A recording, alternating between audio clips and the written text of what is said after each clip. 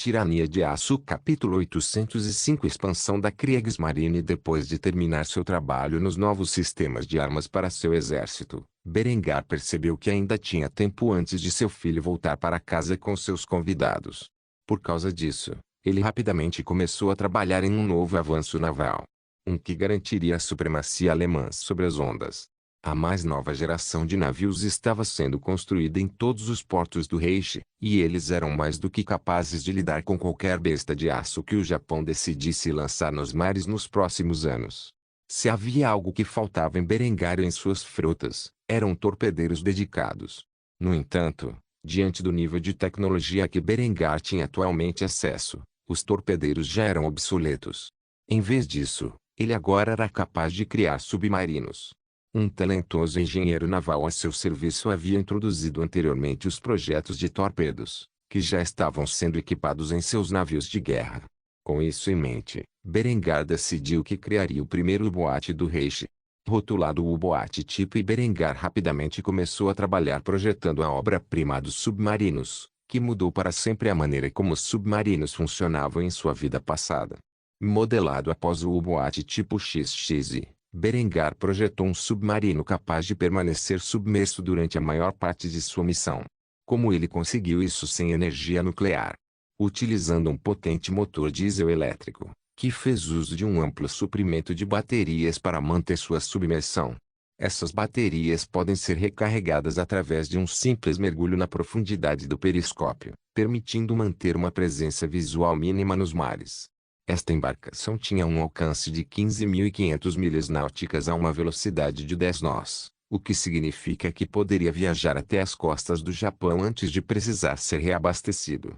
Assumindo que Berengário estabeleceu bases navais em Madagascar, Sri Lanka e Oceania nos próximos anos, ele seria capaz de manter uma rota adequada desses predadores subaquáticos entre ele e seus inimigos.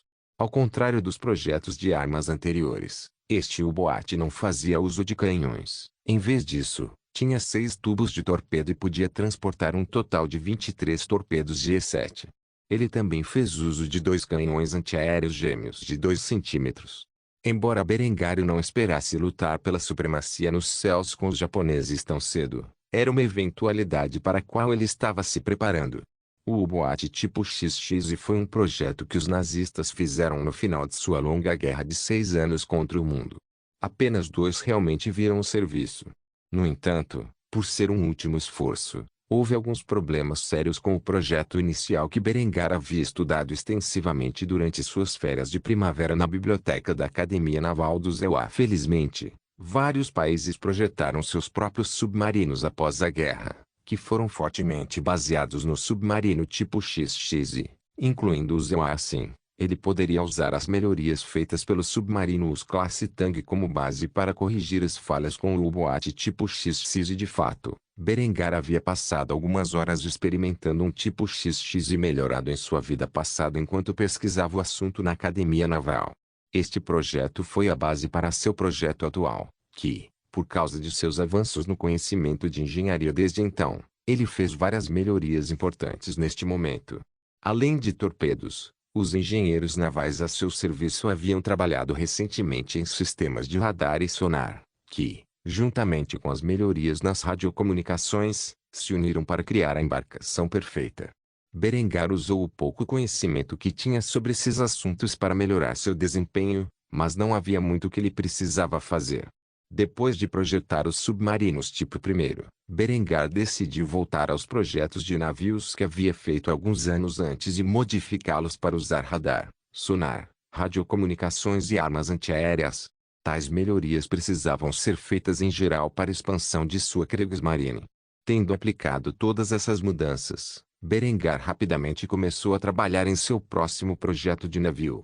Com as recentes melhorias na tecnologia, a Berengar passou a ter capacidade para fabricar aeronaves. Isso significava que ele precisaria de porta-aviões para se mostrar eficaz na guerra naval no exterior. Uma das fraquezas críticas dos militares alemães na Segunda Guerra Mundial da vida passada de Berengário foi a falta de navios de guerra capazes. Isso se deveu ao Tratado de Versalhes e às limitações que ele impôs à Alemanha. Embora alguns navios fossem desenvolvidos em segredo, era difícil esconder um porta-aviões da vista dos inimigos do Reich. Berengário não tinha essas limitações e, por isso, pretendia introduzir tais embarcações o mais rápido possível. Com isso em mente, ele começou a desenhar as plantas para um navio naval que foi proposto e estabelecido, mas nunca concluído em sua vida passada. Era conhecido como o porta-aviões da classe Graf Zeppelin. No entanto, Berengar simplesmente se referiria a ele como porta-aviões da classe Kaiser. Tendo projetado um novo porta-aviões, Berengário suspirou de alívio. Ele havia planejado começar imediatamente a trabalhar em seus projetos para a aeronave. No entanto, antes que pudesse fazê-lo, foi interrompido por uma batida na porta, seguida por uma voz mansa. "Posso entrar?" Berengário reconheceu imediatamente a quem pertencia a voz e ficou um pouco confuso. No entanto, ele rapidamente respondeu com uma voz amigável ao fazê-lo. "Claro, você pode entrar em Prelia." As portas se abriram para revelar a princesa Anandpur, que estava vestida com um sarê de seda verde e dourado, o que combinava perfeitamente com seus olhos esmeralda. Berengar imediatamente percebeu que ela parecia um pouco envergonhada por estar sozinha em um quarto com ele, e assim ele rapidamente a chamou para se sentar. "Por favor, Priya, sente-se e fale sobre o que você precisa de mim." Priya não era tola. Ela vinha observando cautelosamente as ações de Berengário desde sua chegada a Kufstein, e podia dizer que ele queria algo dela e de seu irmão. Embora ele parecesse gentil e amoroso com as pessoas com quem se importava, ela sabia que não deveria acreditar que ele estava ajudando os dois irmãos pela bondade de seu coração. A fonte deste conteúdo é F. Enquanto Dara pode estar desfrutando da vida pacífica que ele vivia atualmente, ela estava internamente ansiosa sobre sua posição no Palácio Imperial, e se ela seria usada como moeda de troca ou não. Assim, ela estava praticamente suando quando se sentou em frente ao Kaiser, que aos seus olhos parecia uma divindade viva em comparação com os homens que ela sabia que detinham o poder. Berengar enfiou a mão na caixa de gelo e tirou uma cerveja gelada para si e uma garrafa de cidra espumante para prelhar. Depois de entregá-lo à garota, ele esperou que ela ganhasse coragem para falar o que pensava. Levou vários segundos para Priya reunir seus pensamentos, mas ela finalmente fez a pergunta sobre a qual estava curiosa há algum tempo. "O que exatamente você quer de mim e meu irmão?" Berengário riu ao ouvir esta pergunta. Ele se recostou na cadeira e tomou um gole de sua cerveja, antes de girar o globo que estava em sua mesa. Depois de alguns segundos deixando-o girar, ele colocou o dedo indicador no local exato onde a Índia estava antes de responder a pergunta da garota. "Não é uma questão do que eu quero, mas do que seu irmão quer." Proclamado imperador. Afinal, embora Dara possa ser o herdeiro legítimo do trono, ele tem poucos, se houver, apoiadores reais. Ele não tem exército, nem soldados para chamar para apoiar sua reivindicação. Ou seja, se honrar seu pedido, o sangue que será derramado para colocá-lo no trono não será de seus partidários, mas dos homens da Alemanha. Considero cada homem, mulher e criança que pertence ao meu império como uma parte inestimável do meu reino. Por isso, o derramamento de sangue alemão tem um preço extraordinariamente alto que deve ser pago. Seu irmão ainda não descobriu como pode comprar um sacrifício tão nobre. Você me pergunta o que eu queria deixando você ficar aqui no Reich. Bem, para ser honesto, até hoje, eu não queria nada mais do que criar um aliado amigável no subcontinente indiano. Alguém com quem eu pudesse obter acordos comerciais favoráveis. No entanto, eu odeio ser o único a informá-lo sobre isso, mas as coisas mudaram. Ao voltar para a casa do campo de batalha, fui imediatamente recebido com relatórios reunidos por meus agentes de que uma grande potência no leste, que rivaliza com o Reich, está armando o Império de Bengala na tentativa de apoiar os grandes planos de seu imperador para conquistar a Índia. Subcontinente. Agora, você e eu sabemos que seu tio mal consegue manter seu estado em declínio. No momento em que o exército de Bengala chegar às suas portas, ele capitulará ou causará sofrimento incalculável em suas terras. De qualquer forma, no final, sem o apoio do Reich, o Império Anandpur cairá para seu vizinho. Se o Império Anandpur cair, você e seu irmão não servirão para mim. Então, seu irmão quer meu apoio, e agora ele tem. Aqui está o que vou fazer por você. Nos próximos meses, navegarei com meus exércitos para o Império Anandpur e colocarei seu irmão no trono que é dele por direito. Então vou reconstruir seu exército em uma força que pode derrotar o Império de Bengala. Depois que seu império for capaz de enfrentar seus vizinhos, fornecerei apoio de combate até que seu irmão tenha unido o subcontinente indiano sob sua bandeira. Uma vez que toda a região esteja sob o controle de sua dinastia, vocês dois irmãos podem encontrar uma maneira adequada de me retribuir. Plea corou ligeiramente ao ouvir a proclamação de Berengário. Não havia hesitação em sua voz, nenhuma dúvida em seu plano. Ele sairia vitorioso, e não havia nada que o inimigo pudesse fazer para detê-lo. Esse era o nível de confiança que escorria da aura indomável desse homem. Não importava que uma potência estrangeira estivesse armando seus inimigos com armas que poderiam ser a ruína do exército alemão. Havia apenas um caminho a seguir em sua visão, e esse era a conquista total. A jovem nunca conhecera um homem tão determinado a alcançar seus objetivos. Mesmo seu próprio irmão, de quem ela se importava profundamente, não conseguiu corresponder ao respeito e admiração que tinha por Berengário neste momento.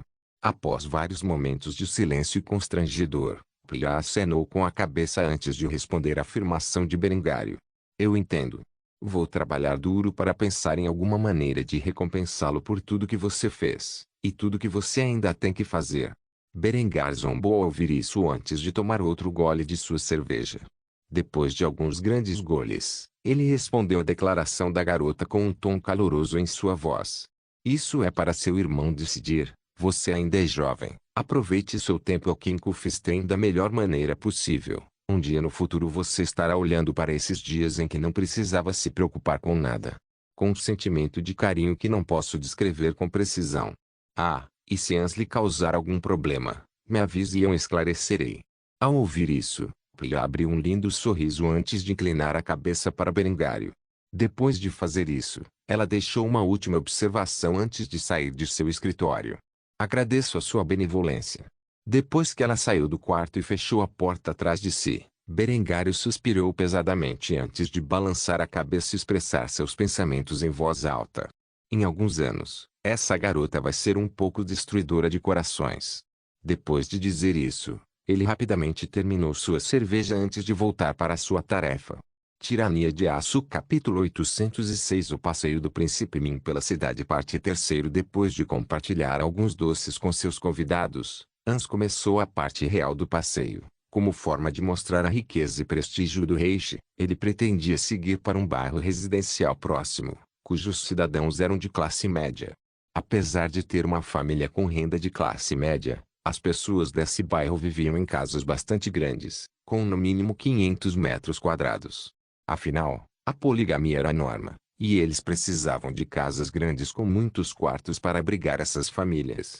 Ao caminhar pelas ruas de paralelepípedos deste bairro, Dara e Zuzi ficaram surpresos com o nível de arquitetura com que essas casas comuns foram projetadas. O impressionante sobre Kufstein era que era uma cidade cujos edifícios faziam uso de uma variedade de estilos arquitetônicos, mas eles segregavam esses estilos em seus próprios setores da cidade. No bairro antigo de Kufstein, as casas foram em grande parte construídas no projeto Fracherk anterior. Estes foram os primeiros edifícios estabelecidos na cidade, depois de ela ter se transformado de uma pequena vila agrícola em uma próspera metrópole. Eles haviam sido renovados ao longo dos anos para acompanhar os mais recentes avanços nos padrões de vida. Este bairro que Ans estava exibindo para seus convidados foi construído com arquitetura barroca. As grandes casas eram mais como vilas nobres do que casas comuns, com varandas opulentas e entradas elaboradas que faziam uso de portões de aço para impedir a entrada de intrusos. Zuzi e Daria foram rápidos em expressar sua admiração pelos visuais impressionantes. Eu não posso acreditar que sua nobreza vive em vilas tão extravagantes. Eu nunca soube que Kufstein tinha um distrito tão rico. Ans olhou para os dois estrangeiros e zombou antes de esclarecê-los sobre o tipo de família que vivia neste bairro. As pessoas que moram aqui fazem parte da classe média. As vilas onde a elite rica mora são substancialmente maiores e mais extravagantes do que essas casas. O príncipe Ming e o imperador Anangpur lentamente mudaram seus olhares para o jovem príncipe alemão, que tinha um sorriso arrogante no rosto. Eles não podiam acreditar que a classe média do Império Alemão vivesse com tanta riqueza e opulência. Zuzi, em particular, foi rápido em questionar como isso era possível. Como eles podem se dar ao luxo? Certamente seria preciso trabalhar décadas para conseguir a quantidade de fortuna necessária para comprar uma vila tão animada. Hans acenou com a cabeça ao ouvir isso antes de explicar o princípio econômico das hipotecas ao príncipe Ming e à imperadora Anandpur. Claro que sim, e é por isso que o banco compra a casa para eles, e eles pagam o banco nas próximas décadas com juros. Isso garante que o dinheiro de um cidadão esteja constantemente fluindo para a economia, em vez de ser guardado no cofre. Há 30 anos, esperando para comprar uma casa. Nem todo mundo é tão rico quanto meu pai, que podia comprar este bairro inteiro para si mesmo como se fosse uma ninharia. O conceito de hipotecas era completamente estranho para Zuzi e Daria. Era algo que Berengar havia implementado há algum tempo e ajudou a impulsionar a economia de forma significativa. Ainda chocava a esses homens que uma família de classe média pudesse pagar uma casa tão grande e opulenta, tanto que eles mal compreendiam o que o menino príncipe havia dito. Hans acabou levando os dois homens por uma casa aberta de um dos prédios que estava à venda. Embora o corretor de imóveis não entendesse porque o príncipe, ou os dois homens, estavam visitando, ela se certificou de que eles estavam bem acomodados. A mobília dentro do prédio era bastante luxuosa. Sofás mácios, camas macias, lençóis de seda e cortinas. Banheiras de cerâmica, com chuveiros de vidro. Bancadas de granito, etc. Definitivamente, era algo que a camada mais baixa da classe média não pagaria facilmente na vida passada de Berengário.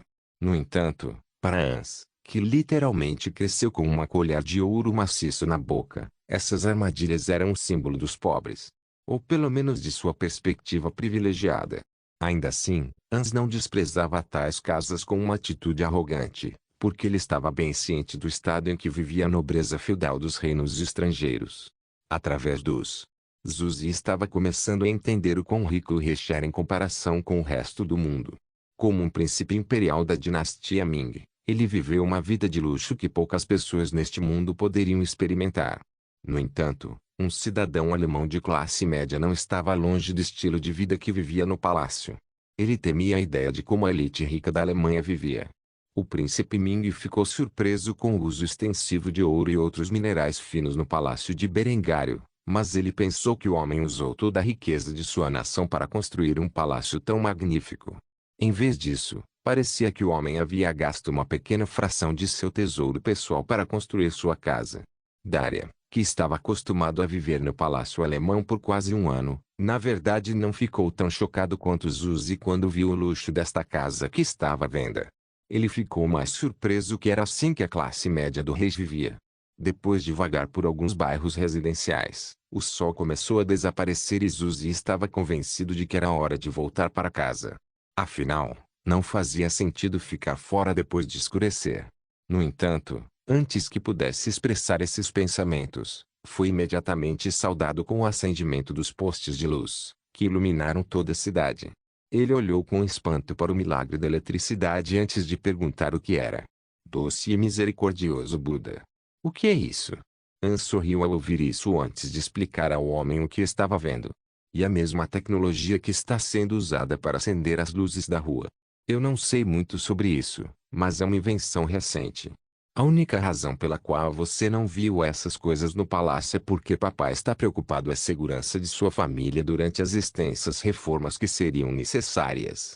O Palácio de Verão está sendo construído em Berlim com essa tecnologia e está em fase de conclusão. Papai pretende nos mudar para lá nas próximas semanas, enquanto o palácio principal aqui em Kufstein é adaptado para aceitar essa tecnologia. Venha, nosso passeio não acabou. Todas as noites há um concerto na cidade, onde as pessoas podem comprar ingressos. Naturalmente, há um lugar reservado para a família real. Depois de dizer isso, Hans levou o príncipe Ming e o imperador Anangpur ao grande salão de concertos, que tinha capacidade para 2.500 pessoas. O grande concert hall foi modelado após o Grosserssaal em Viena da vida passada de Berengário. No entanto, foi ampliado em tamanho para uma capacidade superior de assentos. Naturalmente, havia uma cabine privada acima de todos os outros arranjos de assentos reservados para a família real e seus convidados.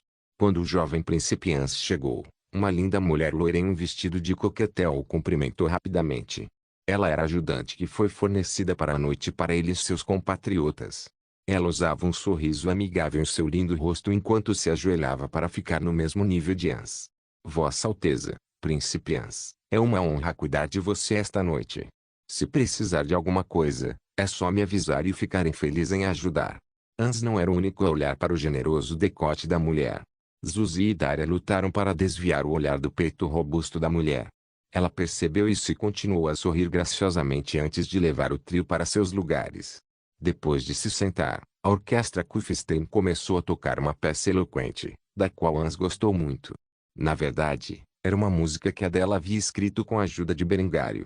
Berengar sabia pouco de música ou artes, mas tinha um amor por orquestra, especialmente aquela que veio no século XXI de sua vida passada por meio de trilhas sonoras de videogame. Essa música foi o tema da 10ª edição de um JRPG popular que ele tocou em sua juventude durante sua vida como Julian Weber. Foi um tema melancólico que tocou na introdução inicial, e mais tarde no jogo em seu clímax deprimente. No entanto, havia algo profundamente bonito nessa música que Berengário realmente amava. Naturalmente, Adela havia recriado a música ouvindo seu cantarolar, e era uma verdadeira obra de arte. Daria sentiu uma lágrima se formar em seus olhos desde o momento em que a introdução do piano começou. No final da música, ele estava praticamente encharcado de lágrimas. Ele não sabia por que estava tão emocionado com a música, mas estava imensamente feliz por ter fugido de casa com sua irmã naquele momento. Embora a música fosse muito diferente do que era tradicionalmente tocado no leste, até mesmo Suzy se viu curtindo não apenas a primeira música, mas todo o show, que durou quase 2 horas. Ele ficou encantado com a música e os artistas que a tocaram tão perfeitamente desde o momento em que começou. Terminado o concerto, Hans e seus convidados partiram, onde testemunharam uma grande aglomeração de pessoas no centro da cidade segurando velas nas mãos. Uma banda havia se reunido e tocava o hino nacional alemão, cujas palavras homenageavam o Kaiser. Todos os membros da multidão sabiam as palavras de cor e cantavam junto em uma alegre celebração. A visão deixou Hans e seus convidados pasmos, e o menino rapidamente perguntou a um de seus guarda-costas o que havia acontecido enquanto eles estavam no show. O que está acontecendo? Por que todos se reuniram aqui para comemorar? O guarda-costas rapidamente perguntou ao redor para descobrir o que estava acontecendo. Depois de vários minutos, ele voltou para o príncipe e deu-lhe algumas notícias chocantes. A guerra acabou. Nossos inimigos foram derrotados e os heróis do rei voltaram para casa, incluindo seu pai. O povo se reuniu para celebrar e prestar homenagem aos homens que lutaram e sangraram por nossa vitória. Esta notícia instantaneamente encheu o coração do menino de alegria quando um sorriso animado se formou em seus lábios. Hans estava feliz por seu pai ter voltado para casa são e salvo. Ele olhou em volta para a multidão e notou muitos jovens em uniformes militares se reagrupando com suas amantes, esposas e filhos. Tudo isso enquanto cantava o hino nacional do rei e elogiava o Kaiser por sua vitória. Sem dúvida, nos próximos dias, uma celebração nacional seria organizada, mas, por enquanto, o povo da Alemanha estava tendo suas próprias celebrações menores como essas em todas as cidades e vilas do Reich. Hans foi arrebatado pelo momento e cantou junto com a letra do hino nacional, conhecido pelo título de Ailton tem Victorskron. A celebração continuou por algum tempo, onde cerveja e comida foram servidas gratuitamente em tabernas e restaurantes locais. Foi só depois de um tempo que as pessoas perceberam que seu príncipe estava de pé entre eles, onde imediatamente se ajoelharam diante dele com o maior respeito. Ao ver uma celebração tão aleatória acontecendo, Suzy e Daria estavam certos de que Hans havia planejado tudo isso, mas depois de ver sua expressão perplexa, eles sabiam que esse evento era espontâneo. Depois de ser notado por tantas pessoas, o rei Xgard rapidamente levou Hans e seus convidados de volta ao palácio. Suzy e Daria se sentiram um pouco mais humildes quando finalmente voltaram para seus aposentos. Eles estavam felizes por terem sido levados para a turnê e estavam completamente atordoados com o estado do Império Alemão. Por maiores que fossem seus lares, a pátria era como uma utopia, ou pelo menos era sua capital. Suzy agora entendia por que seus intérpretes estavam tão ansiosos para visitar Kufstein quando ele partiu inicialmente nesta jornada. Tirania de Aço Capítulo 807 O príncipe Ming presta seus respeitos quando Hans e seus convidados voltaram ao palácio. Berengário estava sentado em seu trono imperial. Longe estavam os dias em que ele tinha um trono feito de granito, com crânios intimidantes esculpidos em sua superfície. Não, uma vez que Berengário havia ascendido à posição de rei e, mais tarde, imperador, ele havia melhorado seu assento real com muitos luxos para exibir o status que ele mantinha como imperador da Alemanha. As almofadas fofas do assento e os apoios de braço eram feitos de veludo preto acolchoado e eram cercados por acessórios dourados. Abaixo dos apoios de braço estavam dois anjos dourados que erguiam os membros do Kaiser. Suas figuras eram curvilíneas e seus corpos nus. Este tema de anjos nus e divindades pagãs foi primorosamente esculpido em toda a moldura dourada da cadeira até que finalmente chegou ao descanso do pescoço. Acima do descanso de pescoço de veludo preto havia uma cabeceira dourada que tinha um símbolo esculpido de Berengário, embora ele tivesse as asas de um arcanjo e uma coroa radiante na cabeça. Ele estava vestido com nada além de uma tanga, e seus braços estavam estendidos como se ele próprio fosse uma divindade, enquanto os raios do sol rompiam de seu corpo. Em cima desta elaborada cabeceira estava a estatueta de uma águia dourada de duas cabeças cujas asas estavam estendidas. Seus braços repousavam sobre uma cruz de ferro dourada, que exibia orgulhosamente as raízes alemãs do imperador.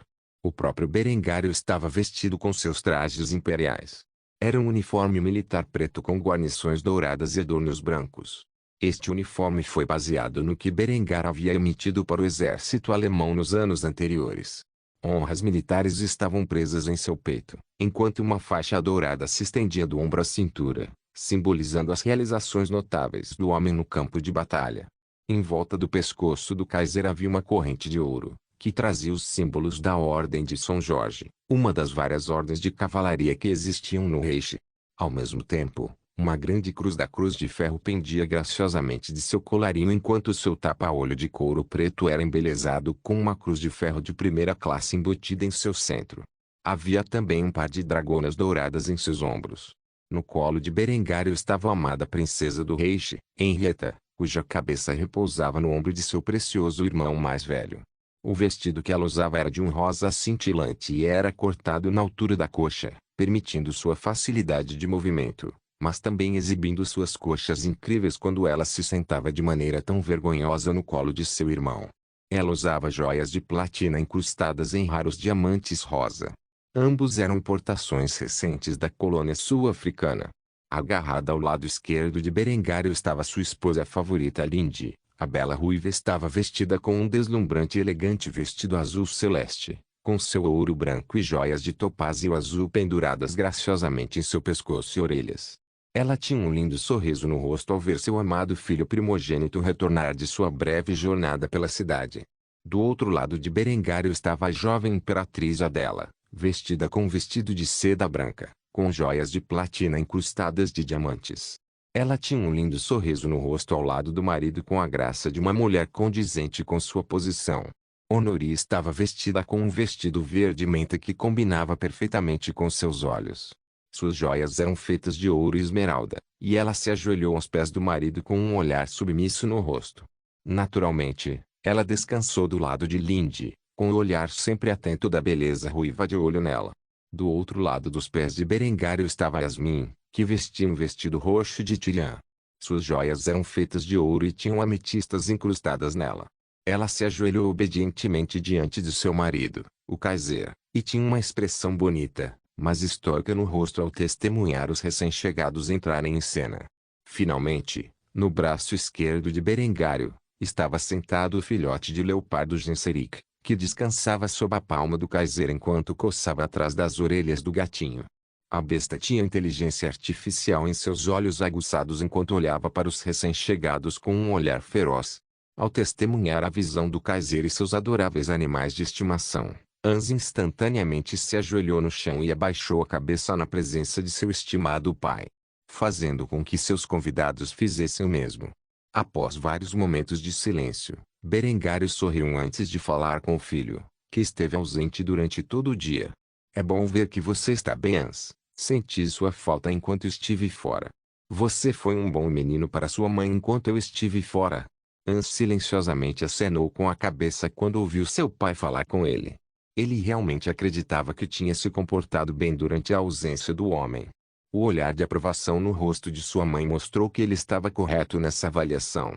No entanto, seu pai simplesmente acenou com a cabeça em resposta ao seu gesto antes de se dirigir ao elefante na sala.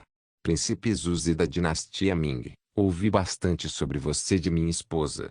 Ela parece acreditar que você tem a capacidade de promover as relações entre o Rishi e sua terra natal. Estou ansioso para trabalhar com você. Sem dúvida, posso atestar que tudo que a Linde concordou será cumprido desde que faça a sua parte. No entanto, também estou disposto a oferecer-lhe apoio adicional. A partir da próxima semana, substituiremos os navios atuais da minha primeira frota pela próxima geração de navios navais que estão quase prontos enquanto falamos. Tenho 10 estaleiros em todo o meu império trabalhando diligentemente na modernização da minha marinha, que parece estar atrasada em relação ao meu exército. Quando meus antigos navios forem desativados, eu os reformarei e os venderei ao seu império se você estiver disposto a comprar. Você é livre para fazer engenharia reversa da tecnologia por trás deles, se puder gerenciar. Supondo que seu pai não esteja disposto a comprar as munições necessárias para operar as armas do navio, você pode substituí-las pelos canhões de carregamento de boca mais primitivos aos quais seu império já tem acesso. Embora para competir com o Império do Japão, sugiro que você compre conosco. Com essas 10 fragatas blindadas, e mais por vir nos próximos anos, posso garantir que, por um tempo, você pode impedir com sucesso a marinha japonesa de mexer com suas águas territoriais. No entanto, se esta imperatriz Itami tiver as capacidades que eu acho que ela tem, elas se tornarão obsoletas na próxima década. Então, sugiro que você pense em estratégias de longo prazo para proteger seu comércio em alto mar. Zuzi ficou surpreso ao saber que Berengário estava disposto a lhe vender seus velhos navios. Ele não tinha ideia de quão grande seria a melhoria dos novos navios, mas ele tinha visto um em construção. Linde ficou ainda mais chocada. Ela não esperava que Berengário entregasse tão facilmente navios tão valiosos a um estado que não estivesse diretamente sob seu controle. A realidade era que Berengário precisava ganhar algum tempo para si. Ele teve que lutar uma guerra por procuração com o Império de Bengala, bem como se preparar para um eventual conflito com o Japão. Ao vender aos Ming essas fragatas blindadas, que eram muito mais avançadas do que os navios a vapor de madeira que Itami usava atualmente, ele poderia ameaçar sua expansão. Também enviou uma mensagem de que ele sabia de sua existência, bem como de seus planos, e os contrariaria à sua maneira. Zuzi pôde apenas inclinar a cabeça e aceitar este presente com o máximo de entusiasmo que conseguiu reunir. Tenho certeza de que meu pai não terá problemas com o fornecimento do resto das munições necessárias para operar as armas a bordo desses navios. Em nome da dinastia Ming, agradeço sua generosidade. Berengário sorriu ao ouvir isso, antes de responder à afirmação do homem. Tenho certeza de que seu pai é um homem sábio o suficiente para ver a oportunidade que estou dando a ele. De qualquer forma, a jornada de volta para minha casa foi longa e estou terrivelmente cansado. Falaremos mais sobre nossos planos para combater o Império Japonês amanhã de manhã no café da manhã. Enquanto isso, aproveite sua estadia no meu palácio. Depois de dizer isso, Berengário carregou Henrietta de cima dele, antes de fazer sinal para que suas garotas o seguissem de volta ao quarto real. Ele planejava provar cada um deles nesta noite. Depois que as 5 beldades obedientemente perseguiram seu homem, Zuzi engasgou com espanto antes de olhar Ans nos olhos e fazer a pergunta de sua mente. Todas essas belas mulheres são esposas de seu pai? Ans olhou para Zuzi com uma expressão estupefata no rosto. Para ele, era natural que as mulheres mais bonitas do mundo se reunissem com seu pai, então ele simplesmente acenou com a cabeça em silêncio. No entanto, depois de alguns segundos, ele rapidamente corrigiu uma coisa. Todas, exceto Henrietta, a de rosa. Ela é irmã dele. Zuzi suspirou de alívio quando ouviu isso. Seria simplesmente injusto que os deuses abençoassem um homem com tantas belezas de primeira linha ao seu lado. No entanto, as próximas palavras de Ans destruíram toda a fé que o homem tinha em seus deuses. Mas ela é a concubina dele, então suponho que, de certa forma, ela seja parecida com a esposa dele. Neste momento, Zuzi não sabia como reagir. Embora seu pai tivesse muitas esposas e concubinas, o homem era mais fã da quantidade do que da qualidade. Em toda a vida do príncipe Ming, Ele tinha visto um punhado de mulheres tão bonitas quanto as que pertenciam a Berengário. No entanto, para todos os amantes de Berengário, estar no mais alto nível de beleza era simplesmente invejável demais. Não se esqueça de deixar o link de se inscrever no canal. Por favor, certifique-se de verificar meus outros vídeos. Tenho certeza que você vai gostar deles. Solém irmãos.